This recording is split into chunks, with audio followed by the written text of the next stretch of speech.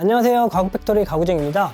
오늘은 많은 분들이 고민하시는 가구 냄새 제거 방법에 대해 알려드리려고 합니다. 주로 새로 가구를 샀을 때 나는 특유의 냄새, 정말 불쾌하고 건강에도 걱정되시죠. 특히 아이가 있는 집이나 반려동물을 키우고 있으신 가정에서는 더욱 민감하실 수밖에 없으실 것 같은데요. 그래서 이번 영상에서는 가구 냄새를 효과적으로 제거하는 방법과 그 과정에서 주의해야 할 점들을 자세히 알려드릴 테니 이번 영상 끝까지 함께 해주세요. 먼저 냄새 원인부터 알아야 합니다. 가구 냄새의 주된 원인은 바로 포름알데히드 같은 유해 화학물질입니다. 이 성분은 주로 MDF나 PB 같은 가공목재에서 방출되며 새 가구에서 특징적으로 냄새를 유발시키기도 합니다. 또한 도장이나 접착제, 가죽 제품의 경우에는 휘발성 유기화합물이 원인이 될 수 있다고도 하는데요. 원목 가구 같은 경우에는 상대적으로 냄새가 적지만 어떤 오일을 사용했느냐에 혹은 마감재 처리에 따라 특유의 향이 날 수 있습니다. 이건 시간의 지남에 따라서 자연스럽게 없어지기도 하지만 관리가 필요한 경우도 있는데요.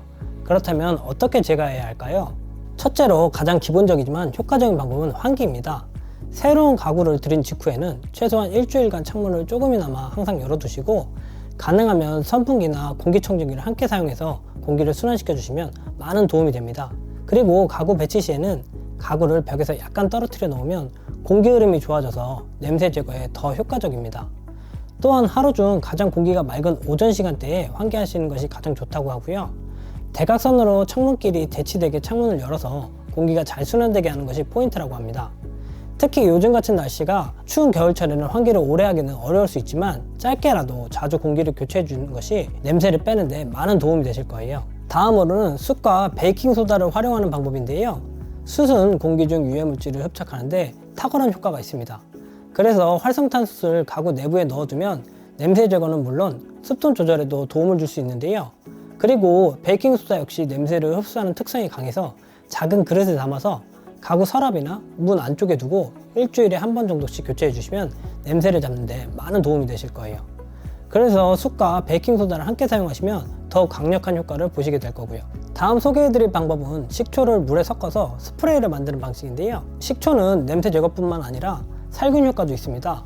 그래서 물과 식초를 1:1 비율로 섞어서 가구 표면에 가볍게 뿌린 다음에 마른 천으로 닦아주세요. 그럼 식초의 산성 성분이 냄새 분자를 중화시키는 역할을 한다고 합니다. 다만 조금 팁을 드리자면 가구의 경우 물기가 스며들지 않도록 주의해야 하기 때문에 뿌려보시기 전에 가구에 보이지 않는 부분에 테스트를 먼저 해보시고 사용하시는 게 이염이나 가구에 혹시나 하고 문제가 생길 부분을 막아주실 거예요. 그리고 저처럼 식초 냄새가 부담스러우시면 레몬 껍질이나 라벤더 오일을 몇 방울 추가해서 뿌려주시면 상쾌한 향을 느낄 수 있으실 거예요. 마지막으로 알려드릴 방법은 저희 커피 자주 먹잖아요. 그 커피 찌꺼기를 재활용하는 방법입니다.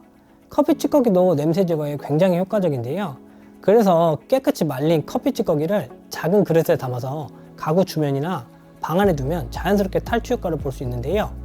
커피 찌꺼기는 습기 흡수에도 탁월하기 때문에 특히 장마철이나 습한 날씨에 더 유용하실 거예요. 찌꺼기를 말릴 때 곰팡이가 생기지 않도록 잘 건조한 후 사용해 주시고 1-2주 간격으로 교체해 주시는 것이 좋습니다. 그냥 방 안에 두어도 은은한 커피 향이 퍼져서 향기 테라피를 하듯이 기분이 좋아지는 효과까지 누릴 수 있을 거예요. 일반적으로 어떤 냄새가 나면 그냥 방향제나 탈취제를 쓰면 되는 거 아니야 라고 생각하실 수 있는데요. 이건 일시적인 효과일 뿐입니다. 오히려 방향제에는 화학 성분이 있기 때문에 그 화학 성분이 더해져 잘못하면 건강에 해로울 수 있습니다. 또한 강한 세제를 사용하는 것도 가구 표면에 마감을 벗겨버릴 수 있으니 피하셔야 합니다. 특히 향이 강한 제품은 냄새를 덮어버릴 뿐 근본적인 원인 제거가 되지 않으니 제가 알려드린 방법으로 자연 친화적이게 한번 사용해보세요. 저도 처음 가구 공장을 시작했을 때 냄새 문제를 고객님들께서 많이 불편해하시는 걸 보고 많은 고민을 했었습니다. 그래서 가능한 원목 자재를 사용하려고 노력했고 최대한 냄새를 줄여서 건강에 좋을 수 있는 방향으로 제작 방법을 많이 연구해봤습니다. 특히 한 번은 아기를 키우는 친구가 새로 서랍장을 구매했는데 설치한 뒤에 냄새 때문에 아기가 잠을 못 잔다면서 저한테 연락해서 어떻게 해야 되냐고, 자기도 냄새 때문에 엄청 시달린다고 연락을 줬던 적이 있습니다. 그래서 그때 제가 집들이 겸 친구 집을 방문해서 환기 방법도 알려주고 숯과 커피 찌꺼기 활용법까지 알려주면서 서랍 칸마다 일주일 정도씩 두라고 말해준 적이 있습니다. 결국 냄새가 많이 줄었고 아이도 편안하게 자면서 친구도 더 이상 냄새 때문에 머리 아프지 않게 되었다고 고맙다고 연락을 주더라고요. 제가 이 경험을 통해 느낀 건 집에 도움이 되려고 샀던 이런 새로운 가구나 제품들이 냄새나 혹은 이런 유해물질들로 인해서 단순한 불편함을 넘어 가족의 건강과 가족의 분위기에도 영향을 줄 수 있겠구나라고 생각하게 되었어요.